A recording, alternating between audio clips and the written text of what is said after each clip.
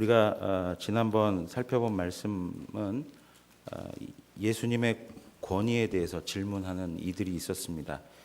자격 논란이 있었던 것이죠. 어떤 자격으로 너가 이렇게 성전에서 가르치고 성전을 정결케 하고 그리고 무화과 나무 그 잎을 저주하고 그리고 성전에서 많은 사람들에게 이렇게 가르칠 수 있느냐라고 하는 질문이었죠. 그런 본문의 말씀을 이렇게 쭉 대하면서 우리가 알 수 있었던 결론은 뭐냐면 하나님으로부터 온 권위는 하나님 말씀에 철저히 순종하는 데에서 생겨난다는 것이었습니다. 하나님 말씀에 철저히 순종한다. 예수님께서도 하나님의 계획하신 대로 철저히 순종해 가시는 과정에 있는 거죠. 그것이 죽음의 과정을 걸어가는 것이긴 했지만 그것을 마다하지 않고 그 과정을 계속 밟아가고 있는 거예요. 그것 자체가 그분이 하나님께로부터 왔다는 것을 나타내주고 있는 거예요. 하나님께서는 이스라엘 백성들을 구원해 내셔서 그들에게 하나님으로 일컬어지는 백성이라고 권위를 주셨습니다. 그러면 그 백성은 하나님 그분을 설명하고 그분을 드러내는 데 쓰임 받아야 되는데 하나님하고 전혀 관계없는 삶의 내용들을 살아가고 세상의 다른 나라하고 똑같은 삶을 살아간다면 그들은 하나님께서 부를 만한 어떤 명분이 없는 거죠. 이유가 없는 거예요. 그들에게 하나님이 주셨던 그 사명감이 있었는데 그런 것들이 다 사라져 가버린 상태가 되어버렸던 것이죠. 그래서 하나님의 어떤 그 영광과 임재와 하나님의 사랑과 은혜와 긍휼 이러한 하나님 속성에 대한 부분들을 설명해 줘야 되는 그 나라 그리고 그 도시 그리고 가장 중요한 건 그 성전 그 성전이 하나님 앞에서 바르게 사용되어지지 않고 어떻게 되어졌습니까? 종교 지도자들의 이익을 추구하는 강도의 소굴이 되었다 이렇게 이야기하고 있습니다. 강도의 소굴이 되었다. 이 일에 대해서 하나님께서는 이스라엘 백성 그리고 이 예루살렘이 망하게 될 것이다 라고 하는 경고를 하시는 것입니다. 그런데 이렇게 무화과 나무의 저주, 성전을 정결하게 하는 일들 그리고 성전에서 끊임없이 가르치면서 심판을 선포하는 이러한 모든 일들을 왜 하시는가? 그냥 그들 그렇게 해서 죽을 거라고 알려주기 위해서 하는 것일까요? 그게 아니라 회개하고 하나님께로 돌이키라고 말씀하는 것이었습니다. 그래서 지난주 말씀에 어떤 내용이 있었습니까? 어떤 사람에게 두 아들이 있는데 첫째에게 가가지고 포도원에 가서 일하라 그러니까 네 가겠습니다 해놓고 척만 하고 순종하는 척만 하고 실질적으로는 하지 않았습니다. 그런데 둘째 아들은 포도원에 가서 일을 해라 그랬더니 싫습니다 하고 반대를 했어요. 불순종을 했어요. 그리고 나서 성경은 뭐라고 얘기하냐면 곧 뉘우치고 그가 포도원으로 가서 일을 했다라고 말합니다. 여기 이러한 내용 가운데에서 하나님께서 우리에게 말씀하시는 바가 무엇이냐면 하나님의 뜻, 지금 예수님께서 일련의 사건들을 통해서 그 백성들에게 보여주시는 하나님의 뜻은 무엇이냐면 뉘우치고 하나님의 말씀 앞에 순종해라. 이것을 강력하게 말씀하고 있는 거예요. 하나님 앞에 자기 자신의 죄를 고백하고 그리고 하나님 말씀을 붙들고 그 말씀 앞에 순종하며 살아갈 때 아, 저 사람은 하나님의 사람이야. 저 사람은 그리스도이냐. 그 사람 모습 안에서 영적인 권위가 나오는 것입니다. 여러분 그 국가대표를 하려면 국가대표다운 자격이 있어야 되는 것입니다. 국가대표가 국격을 훼손하는 사람이 된다면 그는 국가대표로서의 자격이 없는 것이죠. 이번에도 그 축구 협회에서 장현수 선수라고 하는 선수를 징계하지 않았습니까? 국격을 세우는 사람이 돼야 되는데 오히려 국가의 망신이 될 수 있는 것이죠. 그러니까 축구 실력은 있어도 너는 국가대표로서는 더 이상은 이제는 뛸 수 없다라고 완전히 규정해 버렸어요. 여러분, 지금 똑같은 거예요. 이스라엘 백성들은 하나님 나라의 백성으로 부름을 받고 이 모든 열방들, 세상 많은 나라들 속에서 하나님 나라를 보여주는 그런 역할을 해야 되는 거예요. 하나님 나라의 대표 선수라고 이야기할 수 있는 것이죠. 그런데 그들이 하나님의 권위를 나타내 주지 못하는 거예요. 그러니까 어떻게 해야 돼요? 하나님께서 징계하시고 심판하실 수밖에 없다는 거예요. 여러분, 오늘 이러한 흐름 속에서 지금 우리가 읽은 마태복음 21장 33절의 말씀이 또 나오고 있는 것입니다. 오늘 비유의 말씀 보면 한 집주인이 포도원을 만들었고 울타리를 두르고 포도즙 짜는 틀을 만들고 망대를 세우고 농부들에게 새로 주고 타국에 갔다, 이렇게 표현하고 있습니다. 그리고 나서 열매를 거둘 때가 되어서 열매를 받으려고 자기 종들을 그 소작 농부들에게 보내었습니다. 그런데 소작 농부들에게 종들을 보냈는데 소작 농부들이 종들을 어떻게 했습니까? 예? 때리고, 어떤 사람은 죽이기도 하고, 어떤 사람은 돌로 치기도 하고, 이러한 있을 수 없는 일들을 저지른 거예요. 그러니까 이 주인이 더 많은 종들을 보내었습니다. 그런데 그 소작 농부들은 아랑곳하지 않고 계속적으로 그 종들을 괴롭게 하고 핍박하고 죽이고 그 주인에게 되돌려야 할 열매를 주지 아니하였습니다. 이렇게 소작 농부들이 악하게 종들을 죽이고 하니까 이 주인이 특단의 조치를 하나 내린 게 무엇이냐면 37절이에요. 37절 한번 다 같이 읽어보실래요? 다 같이 읽겠습니다. 후에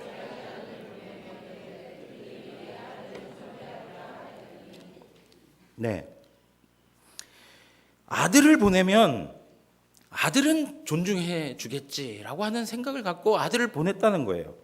그런데 아들을 보냈는데 그 사람들 반응이 어떻습니까? 이건 상속자다.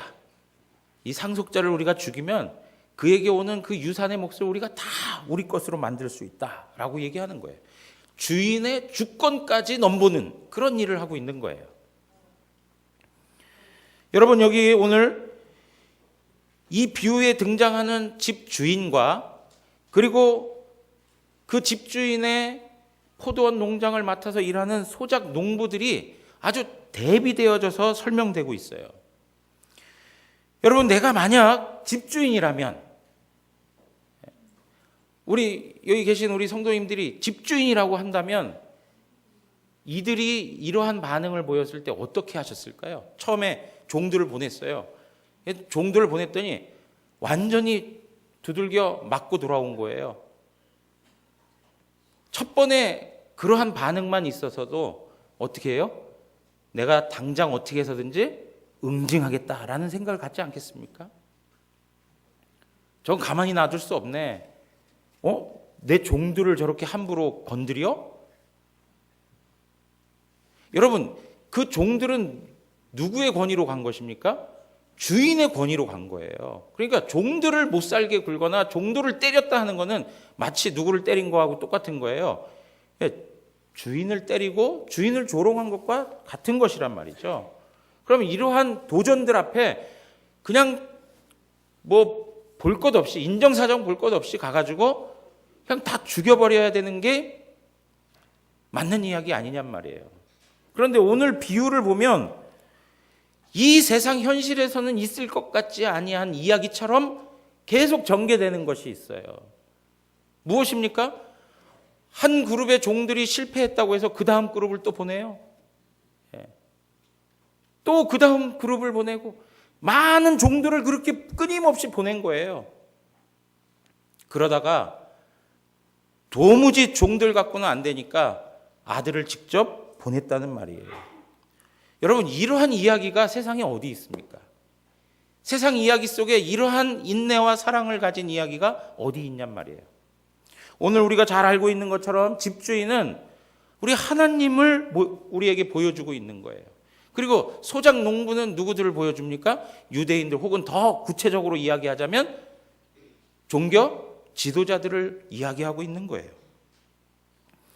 여러분, 여기서 하나님이 우리에게 보여주고 있는 인내와 사랑과 긍휼, 이것은 현실 세계가 가질 수 있는 그 수준을 넘어섰다는 것을 우리에게 말해주고 있는 거예요.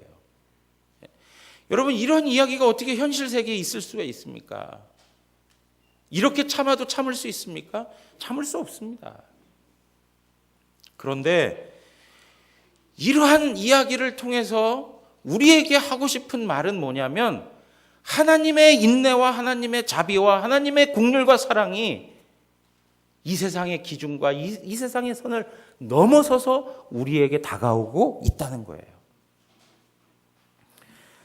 여러분, 우리가 조금 후에도 찬양을 통해서 고백하겠지만 이런 표현 있지 않습니까?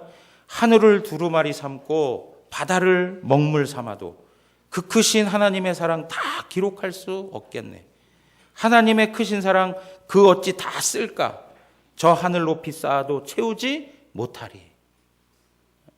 여러분, 하늘을 두루마리 삼고 종이로 삼고 바다를 잉크로 삼아가지고 글을 쓴다고 해도, 하나님 사랑을 쓴다 해도 다 채울 수 없다는 거예요.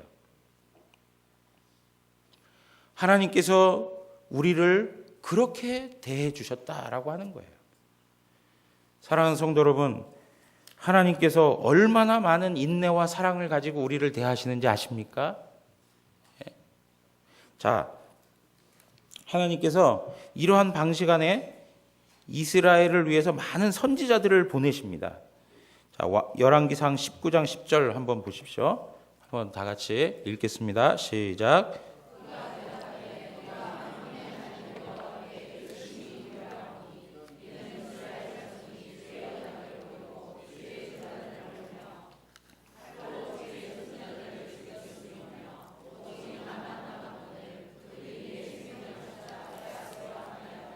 네, 여러분, 여기 로뎀 나무에서 주님의 위로를 얻어서 힘을 내 가지고 호렙산의 한 굴에 엘리야가 들어갑니다. 그러니까 하나님께서 찾아오셔서 엘리야야, 너 왜 여기 있냐? 라고 이렇게 묻습니다. 그러니까 엘리야가 하는 말이 오늘 이 대답이에요.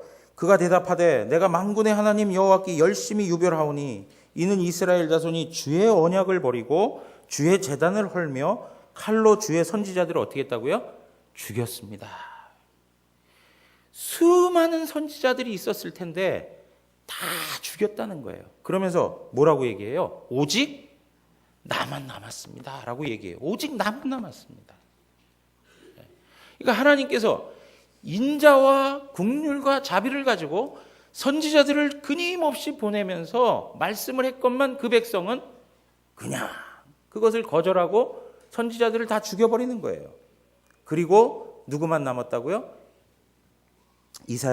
엘리야만 남아 있다는 거예요.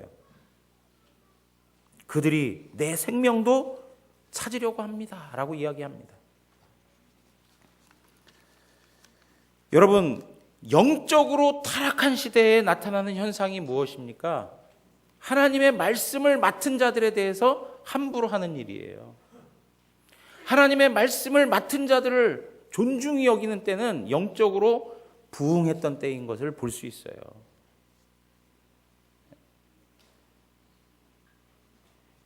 역대하 36장 15절에서 16절로 한번 가서 보시면, 역대하 36장 15절에서 16절, 다 같이 읽겠습니다. 그 조상들의 하나님 여호와께서 그의 백성과 그 거하시는 곳을 아끼사 부지런히 그의 사신들을 그 백성에게 보내어 이루셨으나 그의 백성이 하나님의 사신들을 비웃고 그의 말씀을 멸시하며 그의 선지자를 욕하여 여호와의 진노를 그의 백성에게 미치게 하여 회복할 수 없게 하였으므로.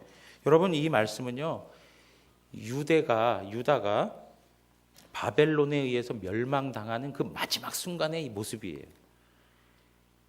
영적으로 타락하고 침체되고 나라가 완전히 망해지는 그러한 형편에 있을 때 그 백성들이 가졌던 모습이 뭐였냐면, 여호와께서 그 백성과 그 거하시는 곳을 아끼사 그랬어요.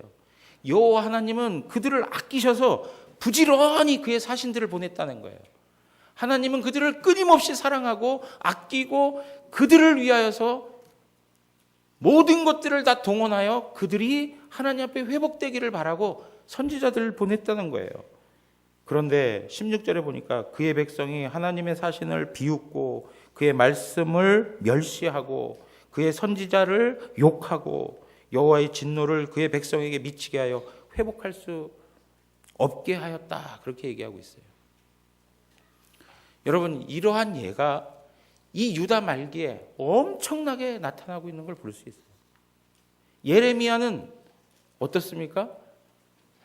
매를 맞기도 하고 감옥에 갇히기도 하고 협박을 당하고. 왜요? 거짓된 예언을 하지 아니한다고. 여러분, 이러한 일들에 대해서 하나님께서는 그 백성을 사랑하니까 끊임없이 보낸 거예요. 하나님의 인내와 하나님의 자비와 사랑이 우리의 삶에 계속적으로 여러 가지 사인을 가지고 다가오는데 우리가 그걸 모르고 살아간단 말이에요. 여러분, 하나님은 우리 자신을 얼마나 참아내시는지 모릅니다. 그런데 참 사람이 착각하는 것들 중에 하나가 뭐냐면, 자기가 자기 잘난 맛에 성장하고 지금의 위치를 가지고 있다라고 생각할 때가 많아요. 여러분, 우리 아이들이 그런 거 많이 보지 않습니까? 자기 혼자 큰 것 같다는 생각, 그죠? 부모님, 그리고 온 가족들, 또 주변에 많은 친구들, 또 선배들, 선생님들, 수많은 지인들을 통해서 그 한 사람이 이렇게 성장해 왔던 것들을 우리는 잘 알고 있는데, 우리 자녀들 보면 꼭 자기 잘난 맛에 자기 스스로 큰 것처럼 이야기하잖아요.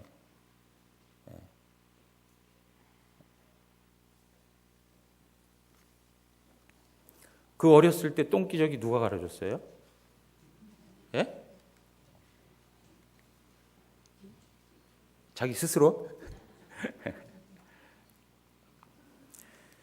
여러분, 마찬가지입니다. 이 목사인 저도 이렇게 이 자리에 서서 하나님 앞에서 지금 이 순간의 삶을 경험하기까지 수없이 많은 사람들이 참아주고 견뎌주고 인내해주고 사랑으로 기다려준 것, 그러한 은혜가 다 있다는 거예요. 하나님의 사랑이 그 삶의 과정들을 통해서 그렇게 나타난다니까요. 여러분, 옆에 계신 분들한테요, 한번 이렇게 이야기하셨으면 좋겠어요. 참아주고 견뎌주고 기다려주셔서 감사합니다. 우리 옆에 계신 분들한테 한번 이렇게 해주세요. 참아주고 견뎌주시고 기다려주셔서 감사합니다.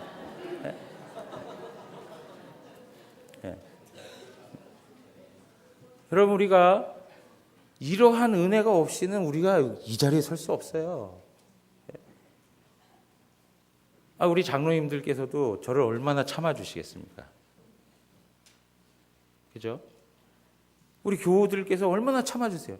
이 독감 걸려서 이러는데도 그냥 앉아 계시잖아요. 예? 여러분, 그러한 자비, 인자함, 그 기다림, 인내, 견뎌내는 것, 이게 전부 사랑이라고 말하고 있는 거예요. 사랑이라. 사랑하는 성도 여러분, 하나님께서 우리를 다양한 방식을 동원해서 사랑한다는 사인을 주고 있습니다. 그 사인이 무엇인지를 깨달으셔야 돼요. 하나님이 우리를 사랑하신다는 거예요. 하나님 사랑한다. 그리고 또 한 가지 우리가 생각해야 될 게 있는데 그게 무엇이냐면 오늘 하나님께서는 이 시대를 향하여 성도들을 또 하나님의 사신으로 세상에 막 파송을 한단 말이에요. 우리를 세상에 파송을 한단 말이에요. 누굴 드러내라고요? 하나님 드러내라고. 하나님 뜻이 뭔지 알리라고. 그런데 세상은 쉽게 받아들입니까? 받아들이지 않아요. 복음에 대해서 싫어해요. 더 나아가서는 핍박합니다. 그리고 세상은 하나님의 뜻을 가지고 가는 사람들에게 고리타분하다고 하고 무슨 골동품과 같다고 얘기해요. 어리석은 사람들이라고 말한다는 거죠. 여러분, 오늘 우리가 수없이 하나님께서 보냈던 선지자들의 삶을 한번 보세요. 주님을 따라가는 삶이 그런 삶이라고요. 제가 왜 이 이야기를 하냐면 영적으로 좋았던 시대에는 이렇게까지 얘기할 필요가 없을 것 같아요. 그런데 선지자들이 고통을 받고 고난을 당하고 아픔을 당하고 핍박을 당했던 시대는 영적으로 완전히 타락한 시대였어요. 근데 오늘날 우리의 현실을 보면 그 어느 때보다도 영적으로 어두운 시대에 살아가고 있어요. 이러한 시대에 그리스도인이라고 해서 빛을 가지고 소금을 가지고 하나님 앞에 살아갈 때 세상이 달가워하겠습니까? 세상이 좋아하겠습니까? 세상이 우리를 환영해 줄까요? 환영해 주지 않습니다. 우리에 대해서 반감이 생겨납니다. 불편한 모습들을 역력히 나타내는 것이 바로 세상입니다. 거짓과 속임수가 판을 치는 시대 속에 정직함과 진실함을 가지고 한번 살아보세요. 우리하고 같이 더불어 뭔가를 도모하기 좋아할까요? 싫어합니다. 사랑하는 성도 여러분, 오늘 우리 안에 주님을 따라가는 삶의 내용들이 이렇다는 것을 이 본문은 우리에게 말씀해 주고 있어요. 주님의 이름 증거하다가 감옥에 갇히고 참수형을 당했던 세례 요한처럼 우리의 삶이라고 하는 것이 이 시대에 그러한 것들을 결단하게 하는 그러한 상황일 수 있다는 거예요. 사랑하는 성도 여러분, 주님 따라가는 거를 무슨 세상에 성공을 추구하는 길을 가는 그 길목에 서 있다라고 생각하지 마십시오. 우리는 고난의 길을 걸어가야 될 사람들입니다. 두려움도 있을 수 있고 불편함도 있을 수 있겠지만 거기에 우리 주님이 함께 하십니다. 우리 주님이 함께 하십니다. 끊임없이 하나님의 사랑을, 하나님의 인자하심을 세상 앞에 계속 전달해야 되는 것이 우리의 사명인 거예요.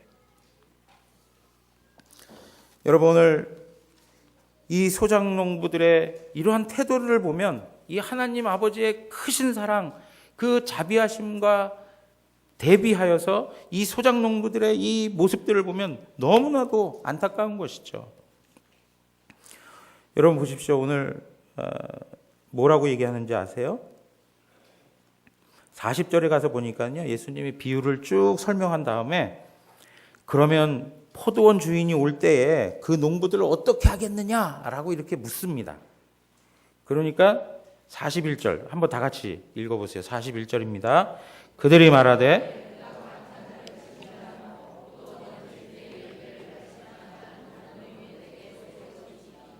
네.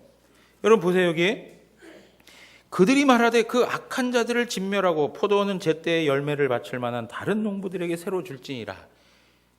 이 사람들이 한순간 예수님의 말씀을 듣고 그냥 거기에 쏙 빠졌었나 봐요. 그러니까 그 사람들은 악한 농부입니다. 그들을 진멸하고 포도원은 다른 사람들에게 줄 것입니다. 이렇게 얘기를 하는 거예요. 여러분 이 사람들 한번 보십시오.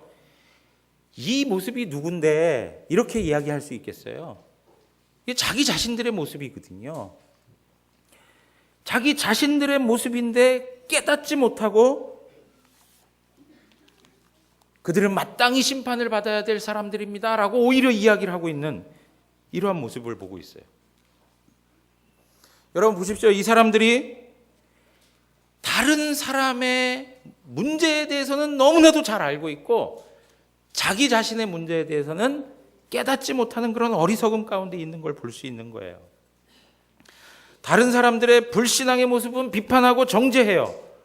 그러나 자기 자신들이 그 자리에 있다는 것은 알지 못하는 정말 불쌍한 사람들이 바로 이 사람들인 거예요. 이 뭐라고 얘기하는지 아십니까? 마태복음 23장 30절에서 31절에 가서 보시면 이렇게 얘기합니다. 마태복음 23장 30절에서 31절. 만일 우리가 조상 때에 있었더라면 우리는 그들이 선지자의 피를 흘리는 데 참여하지 아니하였으리라. 무슨 얘기냐면요. 그 옛날 조상들이 선지자들이 와서 하나님 말씀 전하면 그 선지자들을 다 죽였다는 거죠. 근데 만약에 우리가 자기들이 그 시대에 있었으면 자기들은 선지자 죽이지 않았을 거라는 거예요.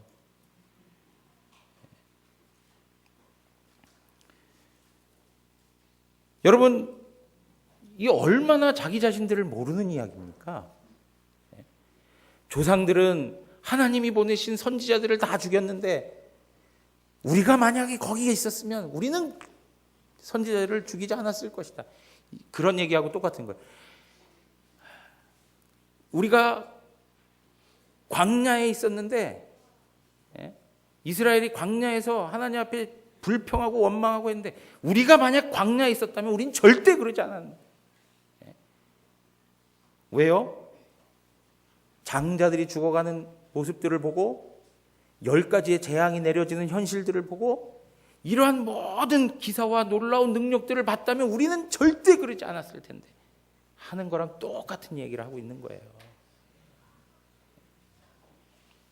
그런데 이렇게 이야기하는 그들이 누구를 죽입니까? 선지자를 죽이는 게 아니라 하나님께서 보내신 하나님의 아들 예수 그리스도를 죽이는 거예요. 사랑하는 성도 여러분, 하나님의 말씀이 들려질 때 이거 누가 들어야 되는데 하는 생각을 하면 이건 벌써 바르게 가지 못하는 거예요. 하나님의 말씀이 들려지면서 이거는 박 집사가 들어야 되는데 김 목사가 들어야 되는데 이러면 안 된다 이거예요. 누가 들어야 되는 거예요? 누가요? 내가 들어야 되는 말씀이라고 받아들이셔야 돼요. 내가 들어야 될 말씀이다.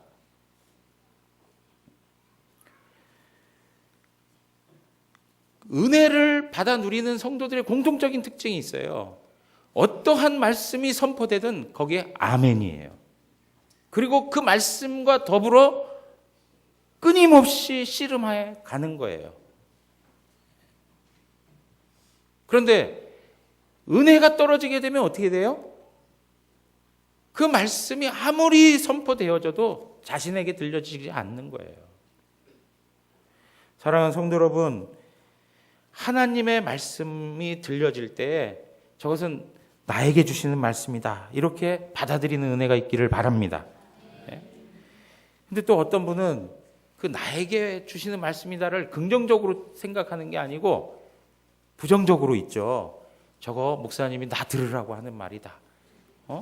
저 표적 설교다. 이렇게 이야기하시는 분들도 있다고 그래요. 우리 대구 영안교회는 없으니까 제가 이렇게 말씀드리는 거예요. 근데 여러분 잘 아셔야 되는 게 제가 예전에도 이런 말씀 드린 적 있습니다. 설교를 벽에다 대고 하는 겁니까? 예? 하나님 말씀이 들려지는 거 우리 개개인의 귓가에 들려져야 되고 우리 마음에 들려져야 되는 거예요. 오늘 우리의 마음 가운데 하나님 말씀이 때로는 고통스럽고 쓰리고 그리고 받아들이기 너무 아파도 하나님 앞에서 그걸 믿음으로 받아들이면 거기에 경건의 유익이 있습니다. 경건의 유익이 있어요. 영적인 유익이 있어요.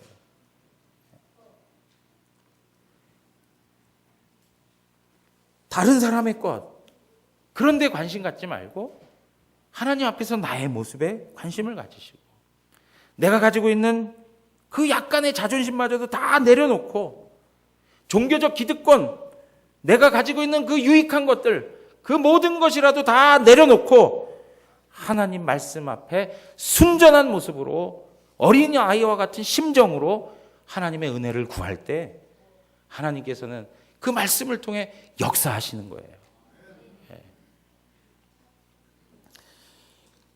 만약에 이렇게 하나님 앞에서 살아가지 못할 때는 어떤 일이 벌어지느냐? 오늘 말씀에 가서 보시면은요, 42절에 건축자들이 버린 돌이 모퉁이의 머릿돌이 되었나니 이것은 주로 말미암아 된 것이요 우리 눈에 기이하도다 함을 읽어본 일이 없느냐 그래요. 여러분, 이 건축자들이 누굽니까? 결국에는 대제사장들과 바리새인들이에요.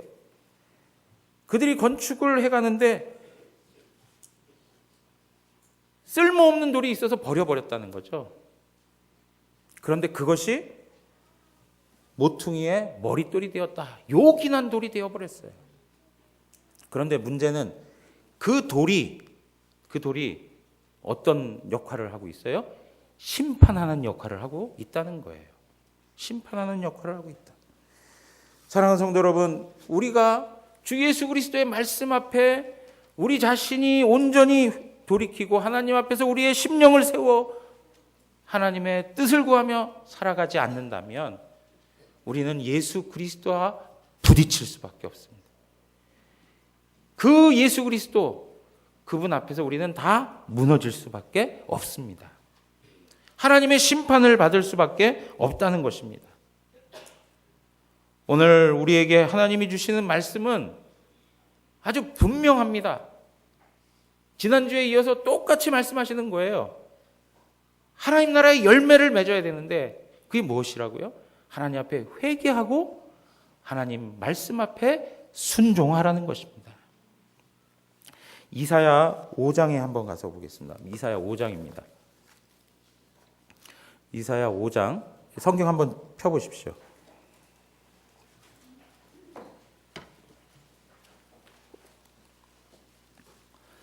제가 읽겠습니다. 이사야 5장 1절부터인데요. 나는 내가 사랑하는 자를 위하여 노래하되 내가 사랑하는 자의 포도원을 노래하리라. 내가 사랑하는 자에게 포도원이 있으며 심히 기름진 사내로다. 땅을 파서 돌을 제하고 극상품 포도나무를 심었도다. 그 중에 망대를 세웠고 또 그 안에 술틀을 팠도다. 좋은 포도 맺기를 바랐더니 들포도를 맺었도다. 여러분 보십시오. 여기 지금 우리가 읽었던 본문의 말씀이 이사야 5장에 있는 말씀에서 나타난 거예요. 그 의미를 그대로 반영해서 우리에게 비유로 말씀하신 거예요. 하나님이 포도원을 세우셨단 말이죠. 그리고 거기에서 극상품의 포도나무를 심어가지고 아주 좋은 포도 열매를 얻기 원했는데 뭐가 난 거예요? 들포도가 났다는 거예요. 4절 가서 보시면 내가 내 포도원을 위하여 행한 것 외에 무엇을 더할 것이 있으랴? 내가 좋은 포도 맺기를 기다렸거늘 들포도를 맺음은 어찌 됨인고 그래요. 그 농부는 정말 수고로이 다 모든 것을 제공해가지고 극상품 포도가 날 것을 생각했는데 들포도가 났다는 게 이게 도대체 어떻게 된 거냐는 거죠. 그거에 대해서 5절부터 나오는 말씀들을 보면 이제 내가 내 포도원에 어떻게 행할지를 너에게 이르리라. 내가 그 울타리를 걷어 먹힘을 당하게 하며 그 담을 헐어 짓밟히게 할 것이요 내가 그것을 황폐하게 하리니 다시는 가지를 자름이나 북을 돋우지 못하여 찔레와 가시가 날 것이며 내가 또 구름에게 명하여 그 위에 비를 내리지 못하게 하리라 하셨으니 무릇 만군의 여호와의 포도원은 이스라엘 족속이요 그가 기뻐하시는 나무는 유다 사람이라. 그들에게 정의를 바라셨더니 도리어 포악이요 그들에게 공의를 바라셨더니 도리어 부르짖음이었도다. 여러분, 들포도를 맺는 그 포도원에서는 더 이상 바랄 게 없고 뭐밖에 없다는 거예요. 그걸 다 무너뜨리는 것밖에 없다는 거예요. 이것이 바로 예수님께서 그 당시 이스라엘에게 말씀하고자 하는 내용인 거예요. 그러므로 이스라엘이 어떻게 해야 된다는 거예요? 하나님 앞에서 다시금 돌이키고 회개하고 하나님의 말씀대로 순종하여 합당한 열매를 맺어야 한다는 것입니다. 여러분, 이 합당한 열매, 주님께서 말씀하시는 이 나라 열매, 43절에 가서 이야기하죠. 하나님 나라를 너희는 빼앗기고 그 나라에 열매 맺는 백성이 받으리라, 그렇게 얘기했습니다. 여러분, 그들은 사실은 그 모든 열매를 다 빼앗겨 버렸습니다. 그리고 새 언약 가운데에서 하나님께서 열매 맺는 사람들을 하나님의 백성으로 채우셨습니다. 우리도 새 언약 가운데서 하나님의 열매 맺는 백성으로 부르심을 받았습니다. 그럼에도 불구하고 우리들에게도 똑같이 하나님 나라의 백성으로서 요구되어지는 책임이 있다는 것을 놓쳐서는 안 되는 것입니다. 우리에게 책임이 있다는 것을 기억하셔야 돼요. 어떤 책임입니까? 하나님 앞에서 감사의 열매를 맺으며 살아야 되겠다라는 거예요. 근데 그 감사의 열매가 뭐냐? 첫째가 회개하는 거예요. 그리고 두 번째가 하나님 말씀에 순종하는 거예요. 이 내용을요, 하이델베르그 요리문답에서는 성도가 구원받은 것을 감사함으로 보답하며 살아가는데 그 회개를 무엇을 통해서 회개하느냐? 십계명의 말씀을 통해서 늘 회개하는 삶을 살아라, 이렇게 얘기해요. 그리고 하나님 말씀 앞에 순종하는 것은 주기도문의 삶을 통해서 기도함을 통해 철저히 하나님 앞에 순종을 해가고 그걸 통해서 하나님 앞에 감사 열매를 드려라, 이렇게 얘기하는 거예요. 여러분, 오늘 우리가 이러한 말씀들을 생각하시면서 열매 맺는 것이 너무나도 중요하다라고 하는 것을 다시 한번 기억하시면서 하나님께서는 지금 우리에게 열매를 요구하시고 있다라고 하는 것입니다. 이 한 해를 다 보내면서 하나님이 우리를 통하여 얻으시기를 원하는 열매는 하나님 앞에서 전적으로 회개하는 것과 하나님 말씀에 순종하는 것이라는 것입니다. 요한복음 15장 8절에 있는 말씀 한번 마지막으로 읽고 말씀 마치겠습니다. 요한복음 15장 8절입니다. 다 같이 읽겠습니다. 너희가 열매를 많이 맺으면 내 아버지께서 영광을 받으실 것이요 너희는 내 제자가 되리라. 아멘. 너희가 열매를 많이 맺으면 내 아버지께서 어떻게 하신다고요? 어떻게 하세요? 영광을 받으신다고 그래요. 영광을 받으신다. 우리 인생의 목적이 무엇입니까? 우리 하나님께 영광입니다. 그러면 마땅히 무엇을 통해서 영광을 돌릴 수 있을까요? 하나님 앞에서 우리가 가지고 있는 신앙적 열매를 통해서 하나님을 기쁘시게 할 수 있습니다. 사랑하는 성도 여러분, 이러한 열매가 우리의 심령 가운데, 그리고 우리 가정 가운데, 그리고 우리 대구 영안교회 가운데 풍성히 맺혀지는 은혜가 있기를 주님의 이름으로 축원합니다. 제가 기도하겠습니다. 하나님 아버지, 감사합니다. 오늘도 하나님께서 은혜 주셔서 말씀 앞에 서게 하시고 우리로 하여금 이 종말의 때를 살아갈 때에 회개하여 하나님 말씀 앞에 순종하기를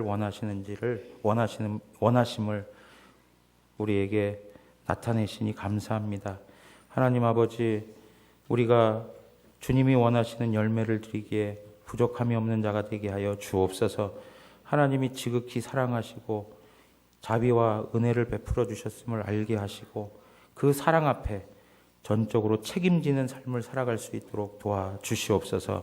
하나님, 우리의 열매 맺음이 하나님의 영광을 나타내게 하시고 세상의 많은 사람들에게 그리스도가 하나님 아들 되심을 온전히 드러내는 능력이 되게 하여 주시옵소서.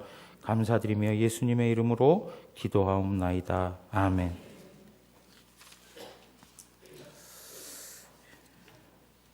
우리 이 시간에 먼저 주일학교 수료식부터 진행